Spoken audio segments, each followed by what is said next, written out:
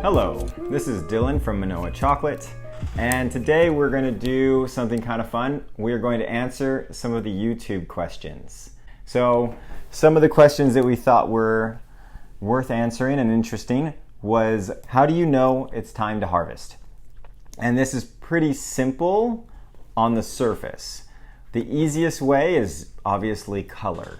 So it'll either turn from green to yellow, or from a maroonish color to this orangey sunrise look, which is really beautiful.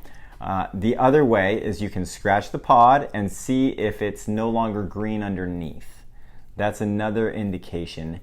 But ripeness is something that not a lot of people have a good idea of yet, because true ripeness would probably correlate to the brick levels in the amount of sugar that's in the pulp. So that would be a better indicator. I've seen pods that look almost entirely green and they're perfectly ripe.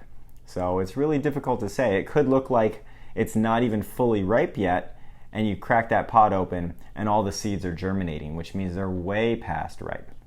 A little tricky, but mostly over 90-95% of the time, just looking at the color will tell you, as well as scratching the pod and making sure it's not green underneath. So that is how you know if it's time to harvest or pick your fruit. Let's see. Do you purchase equipment from China? We have never purchased equipment from China. I know people who have. We tend to go with the route of trying to purchase equipment from suppliers that will support us in the future. So you're also, when you purchase that equipment, you are also developing a relationship that's going to last. And you are going to need that relationship, because all equipment breaks, whether it comes from China or Germany or America, it's going to break, I promise.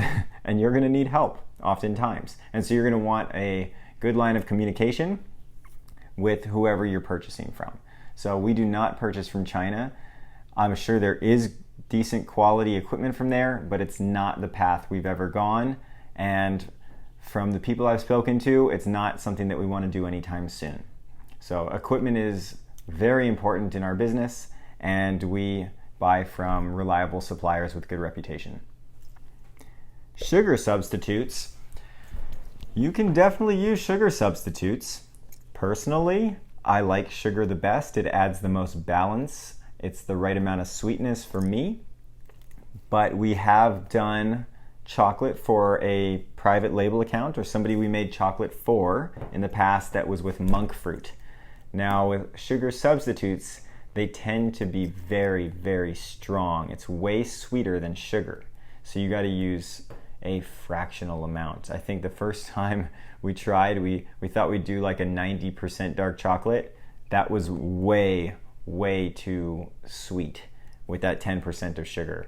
In fact, I think we went down to a fraction of 1%, and it still had this odd sweetness that kicked in at the end. So personally, I don't like sugar substitutes so far.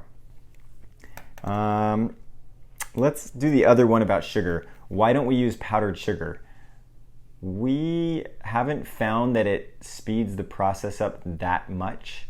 And the source of sugar that we use, we just get it in regular granulated sugar, organic cane sugar. It's from a company called Native in Brazil, and it's great.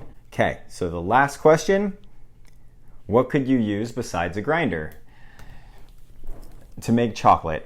Pretty much anything. You could smash it up with some rocks, and when I say smash it up, I mean nibs. So if you get cacao beans, you roast them, you deshell them, you have what we call the nib at this point, and you can smash that up, and that is chocolate. Your teeth chewing that up are making chocolate. You could put it in a blender, that would turn it into chocolate. And so it just depends on what level of texture you want, and that's why we are very happy with our equipment, which is in this case ball mills are what achieve such a nice uniform texture. You could use roller mills, are the other way that you can get a really good texture. There are stone melangers that do decent texture. It's not going to be that comparable, in my opinion, again, to a ball mill. We've looked at some studies. Dandelion Chocolate did some great studies. You can look at the pictures in their book that they produced. and you can see the shape and particle distribution size from a roller mill, a ball mill, and a stone melanger. And the ball mill and the roller mill were far superior in that study. And so the ball mills for us are always been the best fit for our scale and size of chocolate making, as well as safety and price and efficiency, energy efficiency.